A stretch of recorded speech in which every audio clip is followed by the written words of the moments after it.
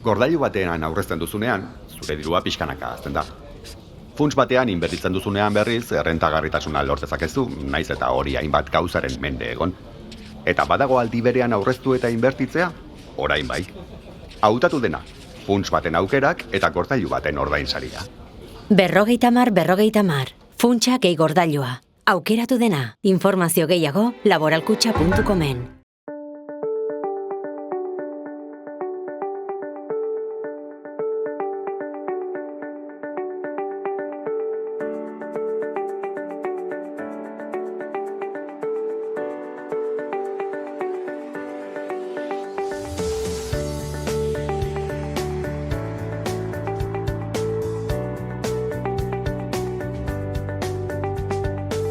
Kaixo eta ongetorriak saio berri batera, gaur otsailak 5 asteazkena bi elkarrizketa berri izango ditugu. Alde batetik, Xabirekin egongo gara hemen platoan zorionekuak egitasmotik datorrena. Xabik udaberriko ekimena aurkeztera dator eta honen inguruan hitz egingo dugu berarekin eta baita egitasmoaren inguruan. Eta beste alde batetik, Urkorekin egongo gara, Gora musikatik datorrena. Gora musikak ekainaren 8irako Gora musika jaialdi erraldoia prestatu du Nafarroarenan eta honen inguruan hitz egitera dator. Baina elkarrizketekin hasi baino lehen goazen gure betiko edukiarekin.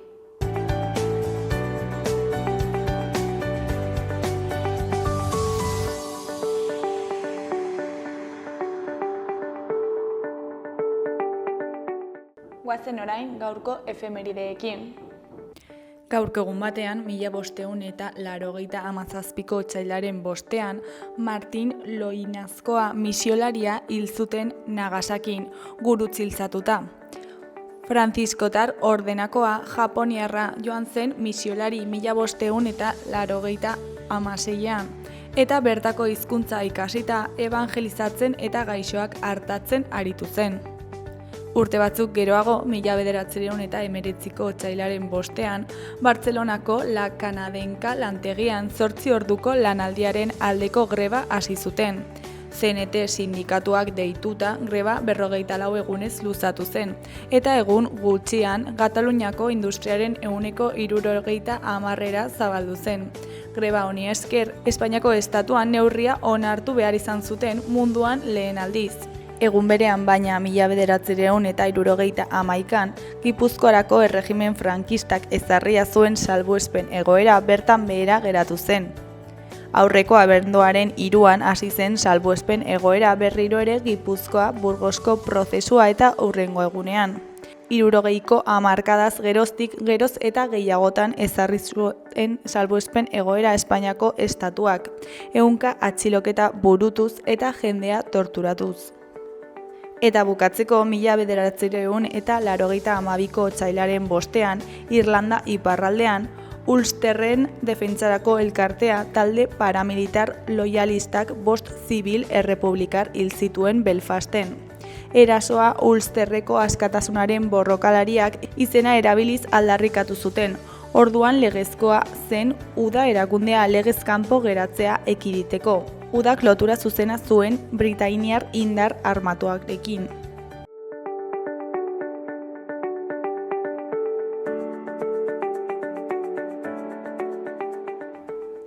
Errepasatu dezagun aste honetarako agenda. Asteazkenean, alde batetik 100 urteko gerra Palestinaren aurka eta Hiri gerra Palestinan liburuaren aurkezpena egongo da Karrikiri elkartean. 100 urteko gerra Palestinaren aurka, kolonialismoa eta erresistentzia 1917-2017 Kaliztiren liburua itzuli du Iñaki Alegriak eta Itxaso Larramendik Hiri gerra Palestinan. Okupazioaren arkitektura eta estrategia militarra liburuaren hitzaurrea idatzi du.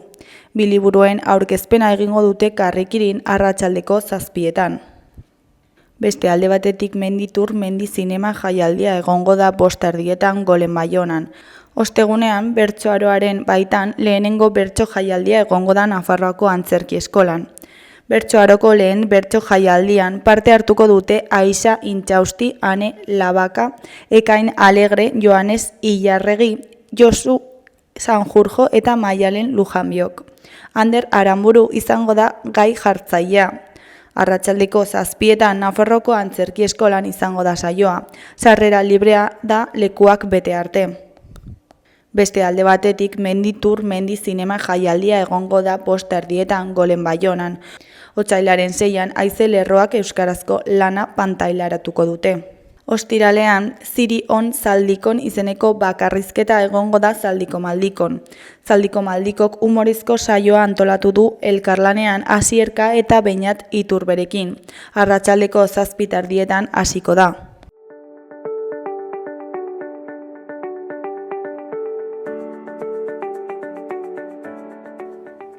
Ikus dezagun gaurko egunkarien azalek zer dioten.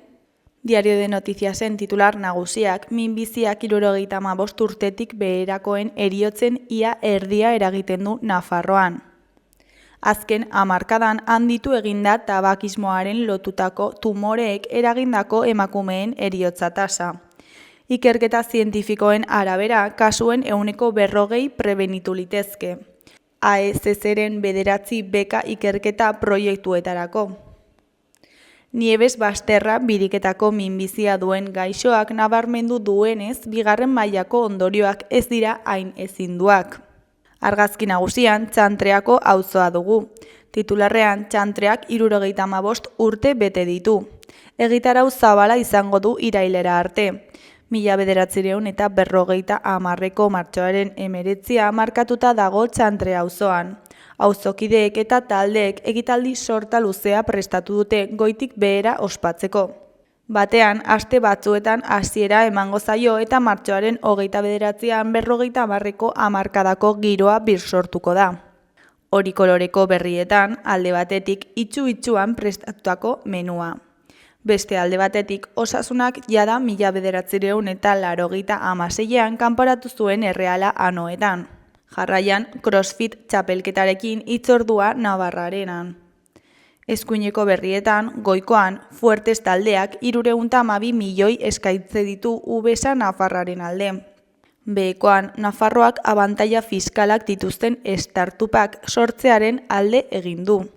Eskuineko aldeko berrietan, alde batetik, urtarrilak 3.128 lanpostu suntzitu ditu, baina kotizatzaile errekorra ezarri du. Beste alde batetik, semea labion hil zuen gizonari 15 urteko zigorra eten diote. Jarraian, Oiok esan du eroritakoen proposamenak adostasun nahikoa duela. Ondoren, zeladoreen eperako hautagaien 10,8% bakarrik pasatzen du azterketa. Amaitzeko, Suediako helduen zentro batean izandako tiroketa batek 10 hildako eragin ditu. Diario de Navarraren titular nagusian, Nafarroako nekazaritzak ez du aurrerapen esanguratsurik ikusten bere traktorakada historikotik urtebetera. Sektoreak hobekuntza fiskalak azpimarratu ditu, baina nekazaritza politikak gaitzetsi ditu. Argazki nagusian, Estefania Unzuk bere familia besarkatu du Madrilgo Jarama zirkuituan helmuga zeharkatu ondoren. Titularrean, Berdelisek geldiezin jarraitzen du. Nafarrak bere 4. maratoia irabazi du Madrilen bere erronka jarraituz, 7 maratoi 7 egunetan, 7 kontinenteetan. Eskuineko berrietan, batetik 123.000 nafarrek jasoko dute lanaldi murrizketa. Bestetik, Ranking Tudelak hirukoiztu egin du bere plantilla azken hamarkadan. Jarraian, Txinak aurre egin dio Trumpi eta mugazergen gerran sartu da. Goiko berrietan, alde batetik, 1.000.000 bat minbiziari buruz ikertzeko. Beste alde batetik, Javieradak baditu datak. Martxoaren 8, 9 eta 15 izango da. Bukatzeko, Ruben Garziak bere une bikaina aztertzen ari da. Gararen titular nagusian, Bukelek bere burua eskaini dio Trumpi deportatuak giltzapetzeko. Washingtonek iragarritako akordioaren arabera, Nayib Bukele prest egongo litzateke AEBek kanporatutako salvadorratarrak ez ezik beste nazionalitate batzuetako kondenatuak ere hartzeko. Erdiko Berrian, palestinarrek beren lurrari eutsi diote AEB-en eta Netanyahuren planaren aurrean. Argazki nagusian babes zabala ILP-ri pentsioak duintzeko. Euskal gizartearen ordezkaritza zabal eta askotarikoak kulturaren, kirolaren, unibertsitatearen eta sindikalismoaren 289 erreferente manifestu bat sinatu du pentsioen osagarrien euskal sistema ezartzeko Gasteizko ganberan eztabaidatuko den Euskal Herriko pentsiodunen mugimenduak aurkeztutako herri ekimen legegilea babesteko. Ezkerreko Berrian, lan istripuen kopuruak gora egin duela ohartarazi dute sindikatuek. Beheko Berrietan, batetik Ilunbe Berriak 2 gune izango ditu. Bestetik, Olanok irabazi du EAJan. Amaitzeko atortxuren agurrerako bueltan datozen taldeak. Berriaren titular nagusian, Txinak 15%rainoko mugazergak ezarriko dizkie AEB-etako erregaiei eta ibilgailuei. Guztira, AEB-en 14.000 milioi dolarren esportazioei eragingo diete mugazerga berriek. Googleen kontrako ikerketa bat ere zabalduko du Txinak, monopolioarengatik. Neurriak astelehenean sartuko dira indarrean. Argazki nagusian, Ilunben egiteko asmo dituzten pabiloien proiektua. Titularrean, Donostiako udalak 15.000 lagunentzako pabiloi bat egingo du Ilunbeko zezen plazan. Goiko Berrian, Iker Duranaren Euskal Herriko musika bulegoko lehendakariak hurrengo hau dio. Oraindik ere alde nabaria dago emakumezkoen eta gizonezkoen lan baldintzen artean. Beheko argazkian, Norelsi Camila Tomlinson de Leon dugu, Kolonbiako Karibeko ekintzailea dena. Honen hitzetan, pertsona arrazializatuek ez dute eskubiderik lan duina eta bizi duina izateko. Honen ondoko berrietan, batetik Miarritzeko udalak 100.000 euroko isuna jarri nahi dio etxe jabe bati. Bestetik, Atortxu Rokerako itzuli egingo dira autobus magikoa, Never Surrender eta Buitraker. Azkenik, langabeziak gora egin du urtarrilean Hego Euskal Herrian. Euskal Herria irratiaren titular nagusian, Julen Garbiriaren hitzetan, Jou sako politikoena agertzen zaigu Gerragaza komikian. Palestina komikiaren egilearen azken lana euskarara ekarri du Garbiriak, Asti Berri argitaletxearen zigiluarekin. Eskuineko Berrietan, Goikoan Iker Aramendiaren hitzetan, nire birraiton amonek hasitako bideari emango diogu jarraipena orain. 3 urtez itxita egon eta gero Aramendia gozoktegiak ateak ireki ditu berriro Zangozako kale nagusian. Behekoan, Ana Oioren hitzetan, erorien monumentua eraldatzeko akordioak adostasun nahikoa du, baina ez erabatekoa. Zurekin Nafarroa alderdiak eskatuta, PSNek eta EH Bilduk eta geroa bai, sinatutako akordioaren inguruko iritzia eman du parlamentuko memoria batzordean.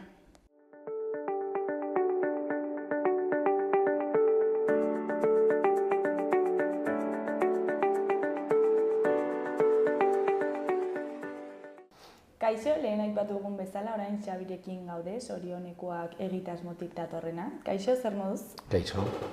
Kontatu iguzu, zer da zorionekoak egitasmoa? Hau duela 2 urte sortu genuen dinamika bat da, batu ginen Euskararen bueltan aritzen ginen lagun batzuk, iritzen zitzaigulako badagoela aukera Nafarroan Euskarak beste leku bat izan dezan, eta hor pizka bat Irulegiko eskua agertu zen horrekin, ilusio bat sortu zen Nafarrien dartean, nolabait aitortza bat ematen zigulako esateko Euskara hemen izan dela beti, gurea dela, eta horretatik batu ginen esan bezala lagun batzuk, eta duela 2 urte da, zorionekoak dinamika deitu duguna, egitasmoa sortu zen, eta manifestazio bat egin genuen Iruñean, oso argaztatsua, eta izan zen bereziki dei bat Nafarrien darteari Euskara bere egiteko eta alaitasunez eta arrotasunez ergatik ez aldarrikatzeko Euskara bertakoa dela eta Nafar guztiona dela eta hori sustatu eta babestu behar dugula. Eta ze behar identifikatu zen dituzten zuen sorrera justifikatzeko edo? Ezaguna dugu guztiok Euskarak ze oztopo bizituen Nafarroan, berez Nafarroa zonifikatuta dago, eta norberak duen posta kodearen arabera eskubide batzuk edo beste ditu, eta gainera Nafarroan mugituz gero eskubideak irabazi oso gutxitan edo galdu egiten dituzu, eta horri aurre egin behar zitzaiola, eta nolabait aldarrikatu ez garela bigarren mailako herritarrak, ez hirugarren mailakoak, Nafar guztiok eskubide berberak izan behar ditugula, eta hizkuntzari dagokionean ere noski, hizkuntza eskubideak guztionak bermatu behar direla. Erdaldunak bermatzen diren bezala, euskaldunonak ere bai, eta horretan laguntzeko eta sortu zuen ilusioarengatik uste genuen erdaldun asko ere animatu ziren gainera, aldarrikatu behar genuela, duela bi urte esan genuen hori, ez? Euskara Nafar guztiona dela eta behar duen errespetua bermatu behar zaiola, jendartearen aldetik, eta uste dut jendarteak oroa errespetatzen duela, baina baita ere alderdi politikoen aldetik, ez? Eta izan zen dei bat ere, hauteskunde garaia izan zen, nolabait gobernua osatu behar zuten lagun horiei kontuan hartzeko herri honetan ere euskaldunak bagarela eta euskaldunok ere hizkuntza eskubideak baditugula, ez. Eta helburu zehatzak identifikatu zuen dituzten, ezakit, epe luzerako sortu zen edo helburu horiek betetzen direnean ja desegin egingo da? Bueno, ez da horren besteko, ez da plataforma bat, ez gara bereziki antolatuak garen pertsonak, bai bakoitza igual bere eremuan ari da Euskararen alde lanean, baina ez da plataforma bat, azkenean sentsibilitate bereko lagunak batu ginen, momentu puntual baterako, oain berriro ikusi genuen zorionekuak eta igual nostalgia pizka batetik arrakasta izan zuela, eta berriro ere elkartu eta oraingo ekimena zabaldu dugu, uste dugulako, giro sozial bat ere sortzen duela eta laguntzen duela euskararen normalizazioan eta euskararen aldeko aldarri horretan, ez. Eta egitasmoak nola funtzionatzen du? Oso tarteka bildu izan gara, gainera Nafarrako geografiako punta ezberdinetako lagunak gara, zailtasuna ditugu toki batean elkartzeko, azkenean batetik bestera mugitu behar dugulako, online bilerak egiten ditugu, pandemia garaian oso modan jarri zen bilera horiek, eta horari gara bereziki 3-4 lagun, karrotik tiraka esaten den moduan, ideia botatzen, WhatsApp taldean bereziki aritzen gara, eta bide ematen etortzen zaizkigun harrikadei esango dut. Eta sortu zenetik zer nolako bilakaera jasan du? Hor esan bezala egin genuen duela 2 urte lehenengo prozesu hori eta izan zen 6 bat hilabeteko dinamika bat, aurkeztu genuenetik eta horrekin material bat atera genuen, unitate didaktiko batzuk ere sortu genituen ikastetxeetarako zein euskaltegietarako,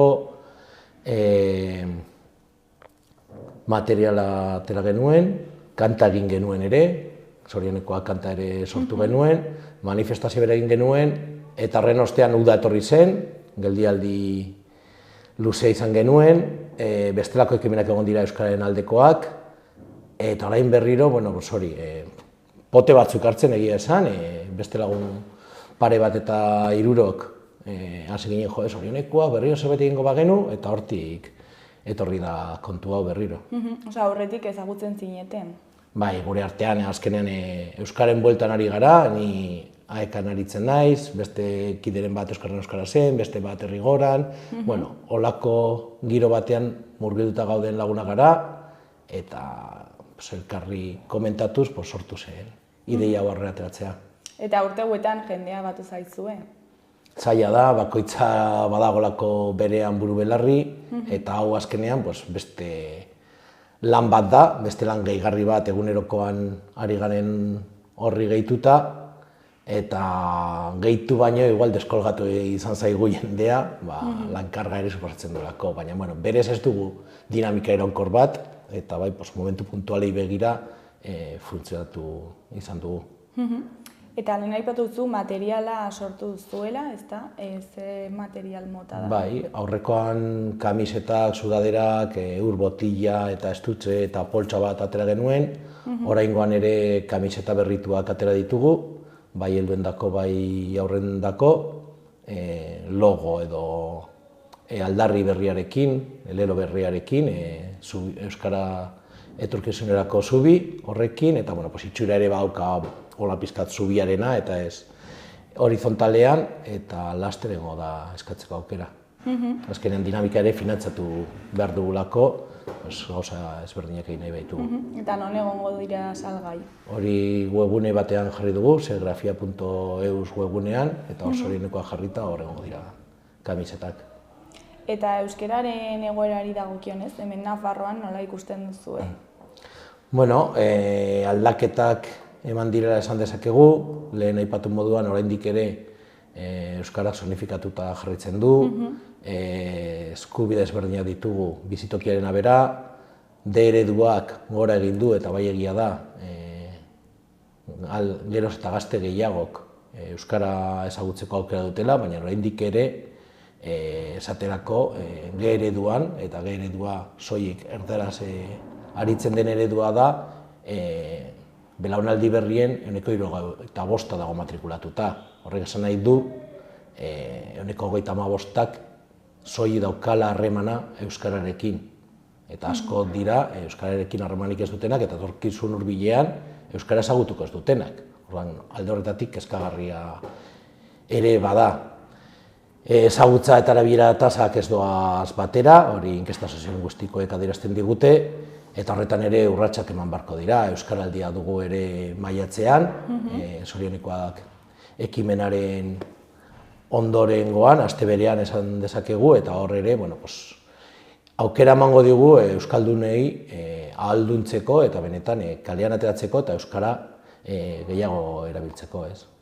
Eta zergatik uste duzu ez doazela batera?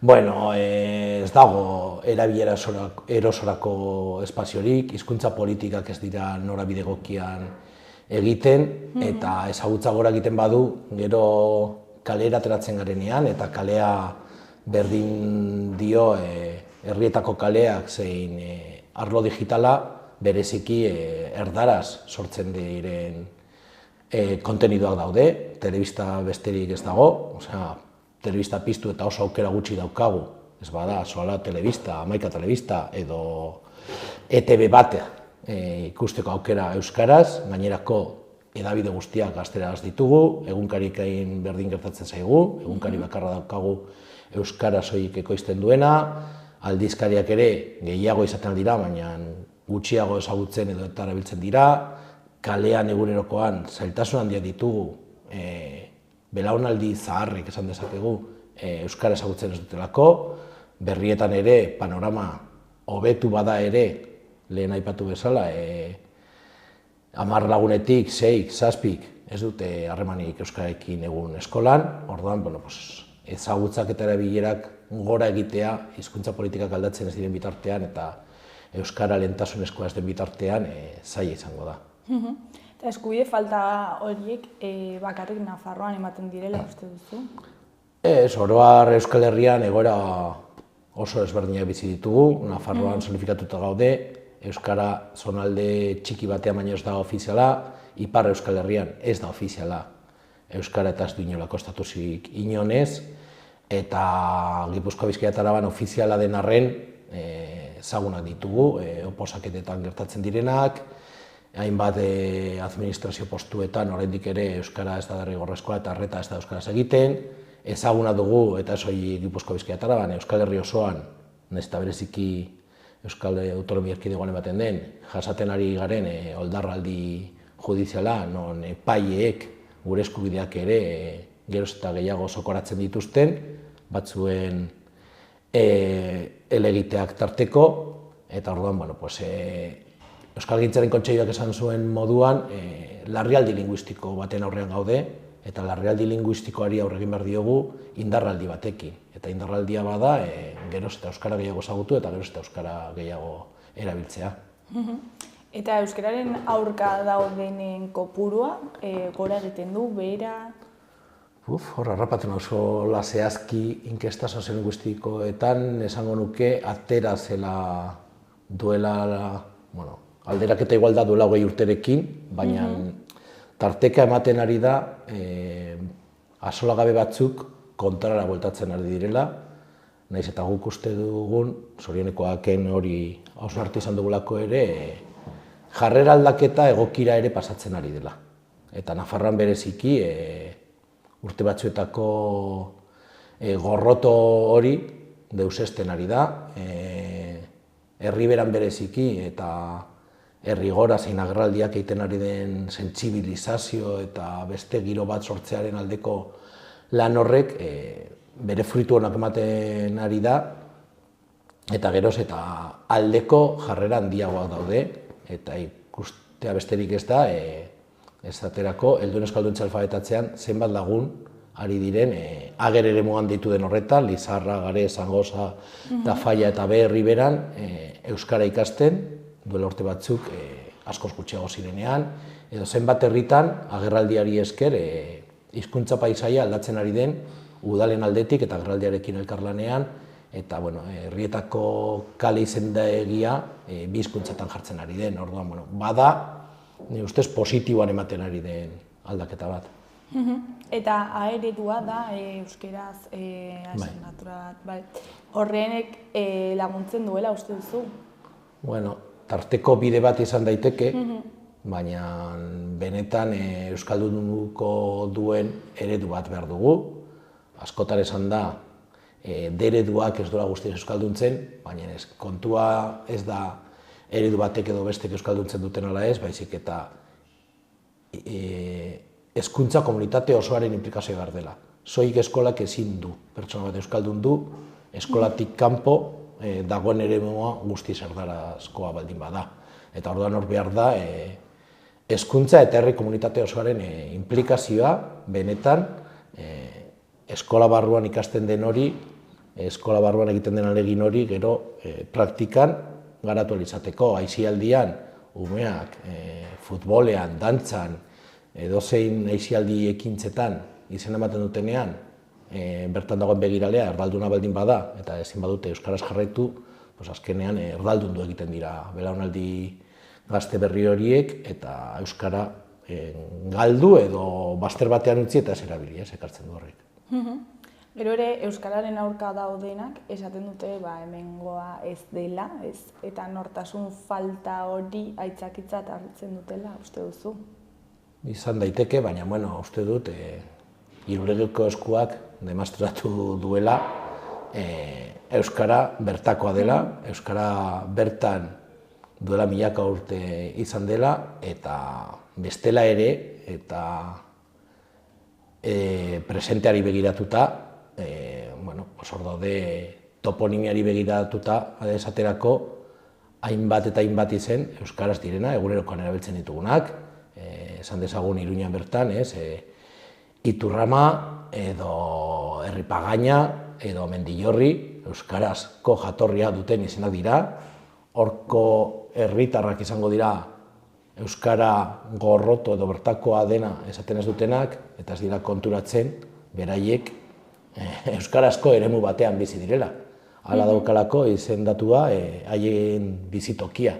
Orduan, errealitatea ez ikustea, ez dakit, zaila egiten da gero pertsona horiek konbentzitzea, baina guk zorionekoak dira Amerikarekin hori nahi dugu erakutsi, ez? Aberastasun bat da, hizkuntza bat izatea, eta zer esanik 2, 3, 4, eta zorionez esan dezakegu Nafarroan, euskaraz gain ere, gaztelera ere badugula, 2 hizkuntza ditugu, ikastetxeetan egun atzerriko hizkuntza gehiago ere ikasten dira, ez dugu ahaztu behar gaztelera atzerriko hizkuntza bat dela gurean, inposatutako hizkuntza bat, baina hizkuntzen aberastasunari ez dioguko egingo, ingelesa, frantsesa, bestelakoak ere ikasten dira, eta hori aberastasun moduan ikusi behar da. Eta hori da guk ikusten duguna, eta uste duguna, beste herritarrek ere ikusi beharko luketena euskararekin. Jakin da gainera, nafar egiten gaituena, eta etorkizuneko Nafarroa hori izango dela, euskaraz biziko den Nafarroa. Gainera gizartearen zati bat eskatzen baldin badu, ez du besteari ez du alde batera guzten kartelak bi hizkuntzetan jartzeagatik, ez? Bai, da berdintasun kontu bat, justizia kontu bat, demokrazia kontu bat, kohesiorako tresna da euskara, eta hori da eskatzen duguna, ez?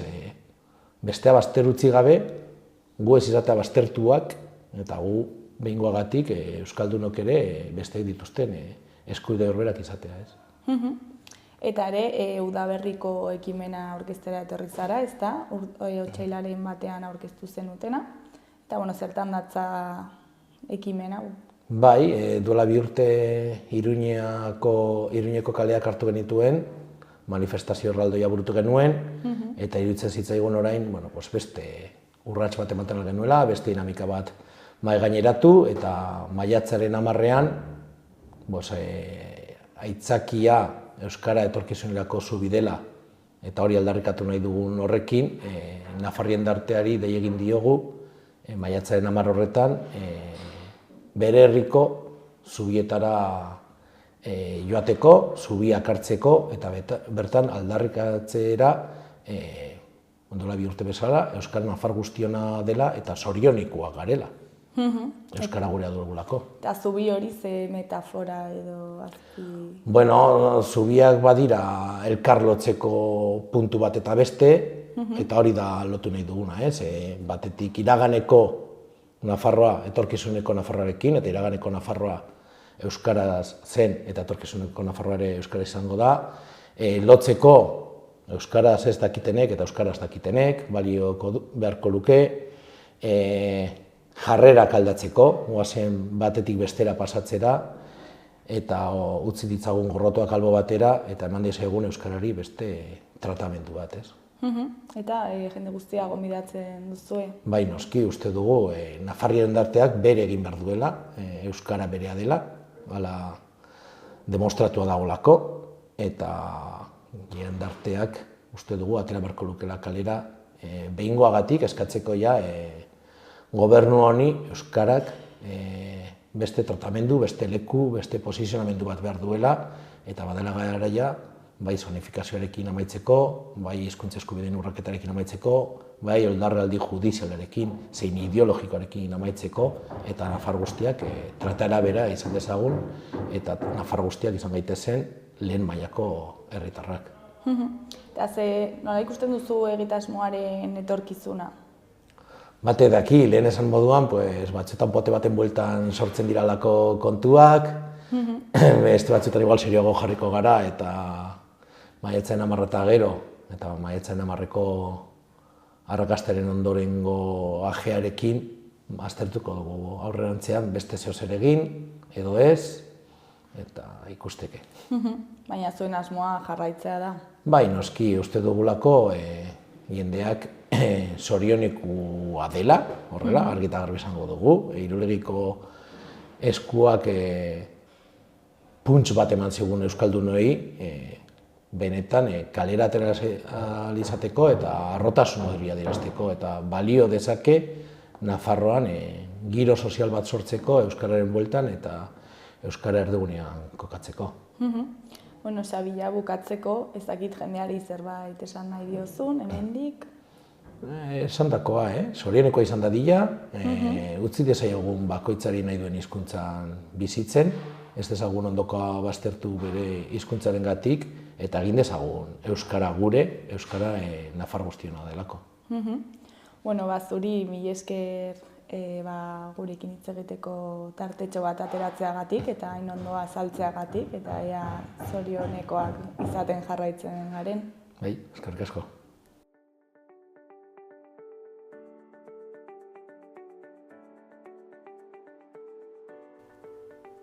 Gaurko eta biharko eguraldiaren iragarpena ikusiko dugu. Gaur, asteazkena, giro egonkor eta lasaia izango dugu. Kantauri isurialdeko zenbait bailaretan goizean zerua tarteka hodeitsu egongo da, behe hodeiekin, baina arratsaldean hodeitza saretuz joango da, goi hodeiekin gelditu arte. Gainerako lekuetan, berriz, ia goizean goizetik eguzkitsu egongo da, goi hodei finekin. Temperatura maksimoak atzo baino gradu pare bat beherago geldituko dira, batez ere ipar partean. Arratsaldean haizea iparraldetik ibiliko da. Ostegunean bide beretik jarraituko du eguraldiak. Kantauri isurialdean zerua tarteka hodeitsu egongo da, behe hodeiekin eta egunaren amaieran hodeitza handituz joango da. Hegoaldean berriz eguzkitsu egongo da eta iluntzerako erdi mailako hodeiak eta goi-hodeiak ugarituz joango dira.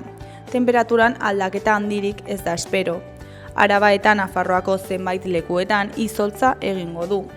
Ipar ukituko haizea ahul ibiliko da.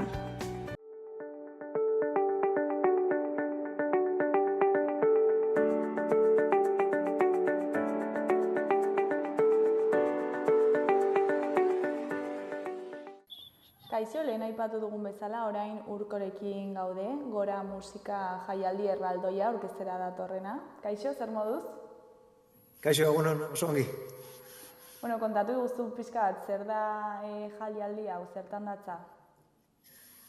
Jaialdi berezia izango da, Gora Musika kantoratuko du, eta Nafarroa arenan egingo du jaialdi hau, La Pamplonesarekin batera, eta bertan 54 erraldoi egongo dira, 7 konpartsa desberdinak egongo dira oholtzan, eta pista guztia guretzat izango da, erraldoientzat, La Pamplonesarentzat, musika zuzena izango da, 100 dantzari jarriko ditugu hor oholtzan dantzan animatzeko, pantaila handia hor goian, eta batez ere musika izango da bia puntutzat, hortik hasita, gainera, emanaldi berezia izango da, etekin guztiak izango dira anelarentzat, hau da, era gaixotasuna pairatze duten senitartekoentzat eta ingurukoentzat, azkenan dirua behar da fisioak eta hori guztia, aulkiak eta egokitzapenak hori guztia ordaitzeko, eta baita ere, odei eta ilargirentzat.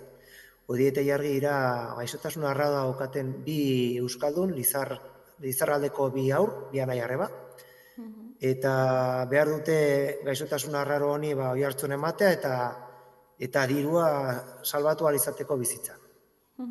Eta zer da Gora Musika eta zergatik erabaki zenuten horrelako jaialdi bat egitea? Gora Musika, nik sortu nuen enekantak orain dela urte batzuk nirearekin batera, gero ja erabaki zuten ni bertan ez egotea, eta Oian eta biok, azkenean aktore nagusiek, erabaki genuen jarraitzea euskal kultura bultzatzen eta baloreak bultzatzen. Eta sortu nuen Gora Musika. Eta La Pamplonesarekin tratu handia daukagu, batez ere Nekane presidentearekin, eta esan genuen zerbait polita egingo dugu. Iruñako udaletxearekin hitz egin genuen, eta azkenean La Pamplonesak Iruñako udaletxearena da, idualarena da, eta eskaini zegoen aukera hori La Pamplonesarekin egiteko. Eta horren eman genuen buelta bat buruari, pentsatu genituen leku asko, eta azkenean Euskal Herriko eguraldia dela eta erabaki genuen Nafarroa arenan egitea, erraldoi pilo batekin, aurre San Ferminetako festa bezala ikusten dugu, eskatzen dugu denak txuri gorriz etortzea, zapiarekin, berria zapia gorria edo arrantzalea edo morea, eta pentsatu genuen baita ere, La Pamplonesa hemengoa izan da, eta gure aldarria da jendeari laguntza, bai hauek, bai euskaltzaleak, bai gaixoi daudenak, eta orduan erabaki genuen anelari eta odei eta ilargiri ematea dirua. Eta arenakoa da, besti gabe leku itxia izateko, ze bakego Iruñan horako eguraldia daukagu, eta horren arira. Eta aurretik horrelako zerbait egin duzu edo lehenengo aldia da? Horako Gora Musika bezala, lehen aldia da, handia egiten dugula. Egiten ditugu gauza txikia, Nafarroainez, eskolak, Bilboko musika bandarekin baita ere egin izan dugu, Euskaldune ja euregian, eta halakoak egingo ditugu musika bandekin. Horrela handia, hau da, bakarra, La Pamplonesarekin, eta lehen ikan egin izan dugu. Bai, nekantakekin eta, baina orain ja bide berri honetan, handia hau da lehenengo. Eta normalean zer nolako harrera daukate? Oso pozio da, azkena familiek ezagutzen gaituzte, guk oso ongi pasatzen dugu, euskera eta ilusioa transmititzen dugu, pasioa da gure pasaitza eta errespetua. Eta oso ongi, eta arenako salmentarekin ikusita, 2 astetan 4.000 sarrera saldu ditugu. Beraz, oso pozio da, beko guztia beteta dago, eta haren goiko pixoa galditzen da. Beraz, ez du galduko dirua, ze hemen jendea ez balitzetoriko, nik jarri barko nuke dirua, ez dakit nola, baina orain ja ja nahiko kitatu ditu ja zorrak, eta hemendik aurrera salmenta guztiak izango dira elkarte hauentzat. Gainera, berezia izango da, sarrerarekin batera 2 boleto emango ditugu, eta 2 boleto hauetan tokatu dakizuke Osasunako kamisetak, Akari Gastrotekako bazkari bat, edo Naturaleko saskia, Pedrulisen saskia, bade, zozketa asko, bai. Eta orain oso pozik gaude, mintza salmentarekin. Eta zergatik aukeratu dituzue bi elkarte hauek? Egia esan, Ode eta Jargi ezagutzen ditu haien etxean egon gara, Olizarraldean, eta oso hunkigarria da historia hori, pizkat beldurrezko historia bat bezala da, eta behar dute gure laguntza, oso jatorrak dira, egunero da borroka bat, beste egun bat bizirauteko, 6 eta 9 urte dituzte, noiz arte ongo diren gurekin, ez dakigu, orduan saiatu behar dugu, gurekin batera gotea, ikerketak egitea, pastioa lortzea lortze duten gehiago irauteko, orduan horregatik aukeratu Ode eta Jargi elkartea.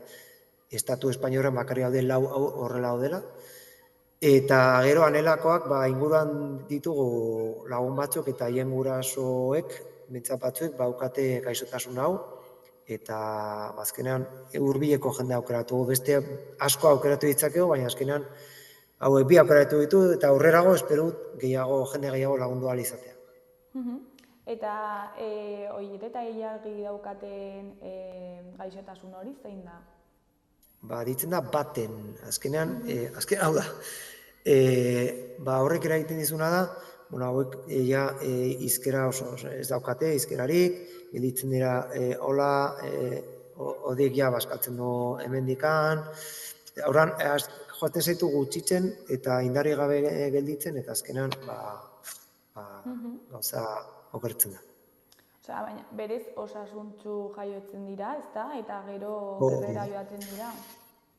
Bai, osasuntsu jaio ziren, eta egia esan ikusten dituzu haien bideoak eta izugarria da. Baina, batean, hautsi gabe gelditu, probak egin eta ikusi zuten gaixotasun, ezoiko gaixotasuna zela, eta izena daukala, baten 13 delakoa. Eta horrean bai jaiotzen dira berez normal, eta batean hasten dira okertzen, eta 6 eta 9 urte dituzte, eta Oditxo gaizkiago eta Jargi hortxe abil, baina aterako ditugu aurrera. Osea, pixka telarekin gertatzen den moduan, baina aurrak izan da, ez? Hori da. Azkenean elkartzen dira bi gen bereziak diren bi gen, eta orduan hori suertatzen da. Eta jende artean nola ikusten duzue gaixotasun hauekiko kontzientzia? Egia esan, jendea bai hunkitzen dela, baina hunkitzen gara bat arte, ez dakit. Uste gizarte hau dela nahiko individualista, ni ustez kapitalismoak lortu dela bakoitzak bere egitea, bere dirua, botatzen bauten norbait lanetik, ea ni ez naizen horrengoa, bai dago kontzientzia hori, baina pizkat urrunetik, ni nahiko kritikoa naiz zera gizarte honekin, mugikorren aurrek mugikorrek erabiltzea ari da aurrak sartzea bere munduan, segotea lagunekin, eta orduan ari gara pizkat isolatzen, eta nik bai ikusten dut jendea, kontzientzia daukala, baina ez dakit nik ze puntutaraino. Eta legeari dagokionez, nola daude orain edo ze egoeratan aurkitzen dira, ze eskubide dituzte haur hauek edo gaixo hauek? Bintzat, baten zera Ode eta Jargiren gaixotasun honekin ez dago legerik. Azkenean, estatuak edo gobernuak erabakitzen du. 4 haur dira bakarrik, orduan ez du zentzurik hau ikertzea. Beraz, ez du galduko dirua. Armetan eta gastatzen dute dirua, baina edo elizari emate, baina honetan ez dute gastatu nahi. Ikusten bauzu kapitalismoaren ikuspuntutik, normala da, azkenan bizitza da, eta imaginatu zure alaba edo zure semea dela. Eta helaren inguruan, onartu dute estatuan, kongresuan lege bat, baina dirurik gabe, azkenean da, zaharrak bezala, azkenean gastatzen da dirua, eta nik uste dute sari interesatzen. hau, baina, bueno, guk aurre emar dugu lagundu alden einean, eta lortu jende hau, bintzat, osasuntxu egotea alik eta gehien, eta aurrera egitea.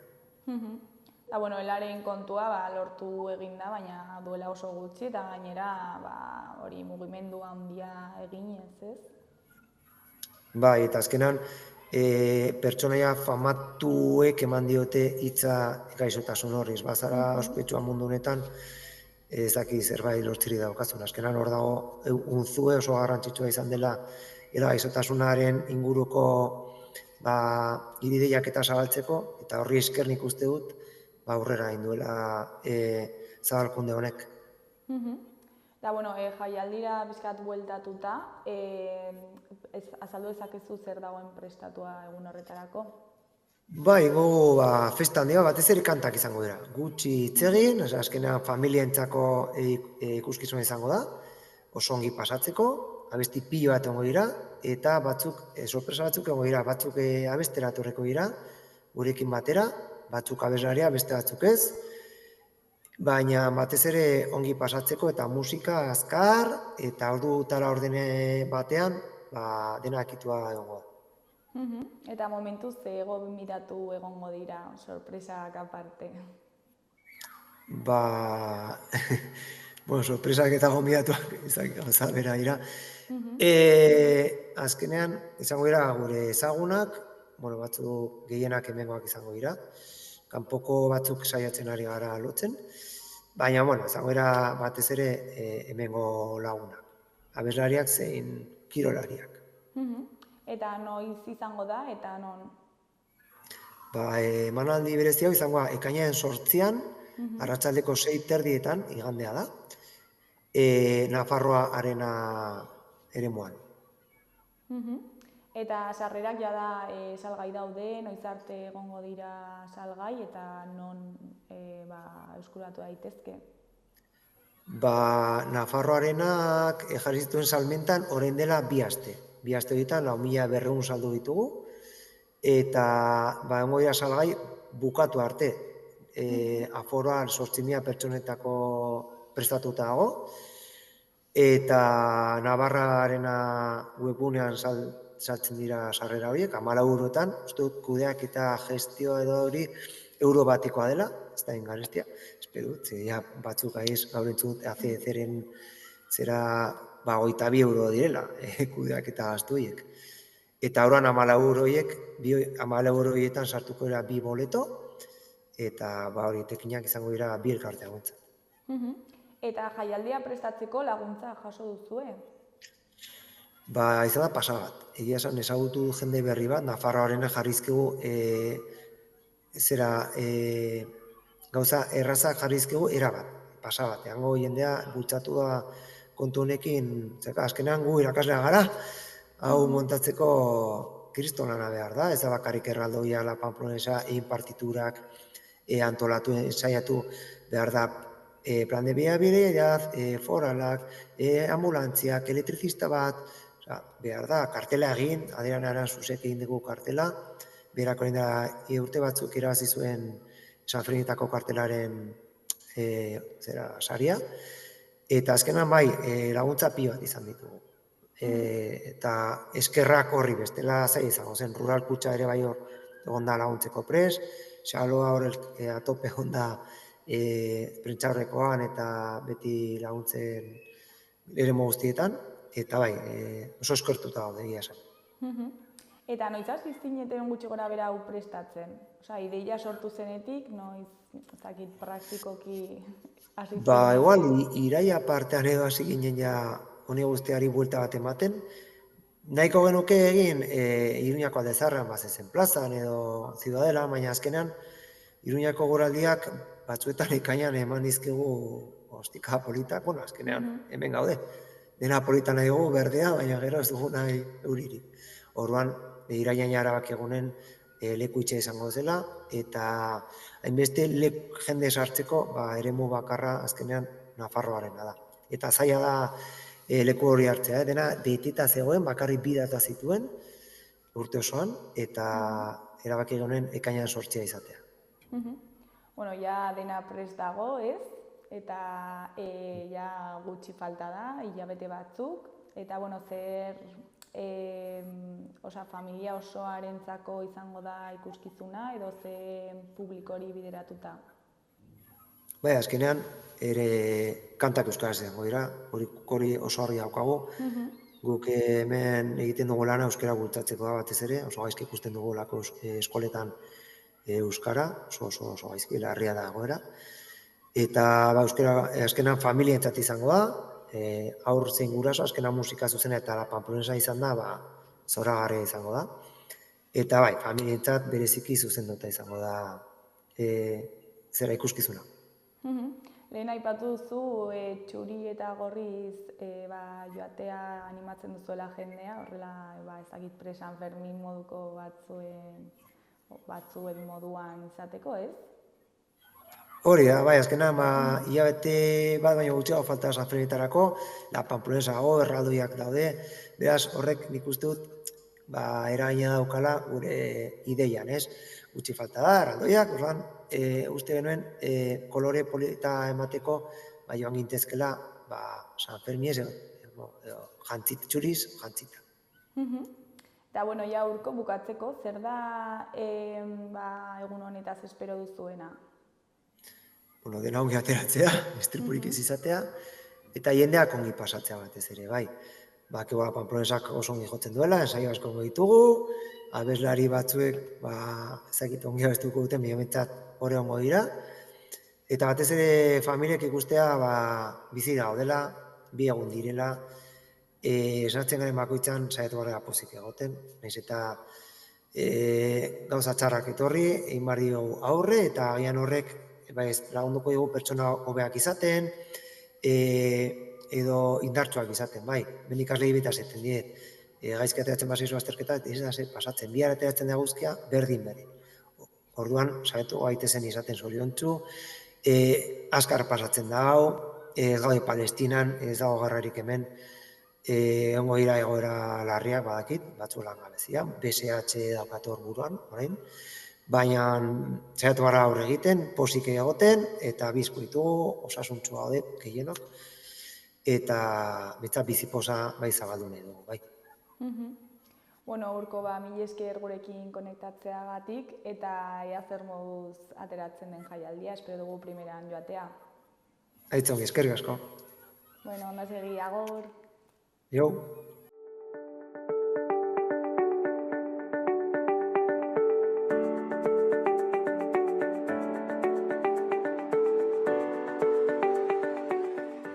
Gaurkoz hau izan da dena, bihar itzuliko gara eduki eta elkarrizketa berriekin. Arratsalde ona pasa, agur.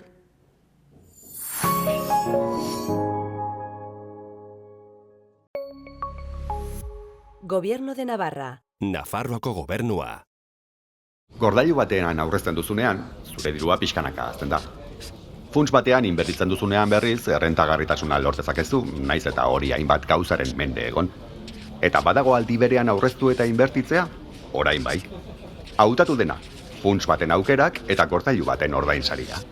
50-50, funtsa gehi gordailua. Aukeratu dena, informazio gehiago laboralkutxa.comen.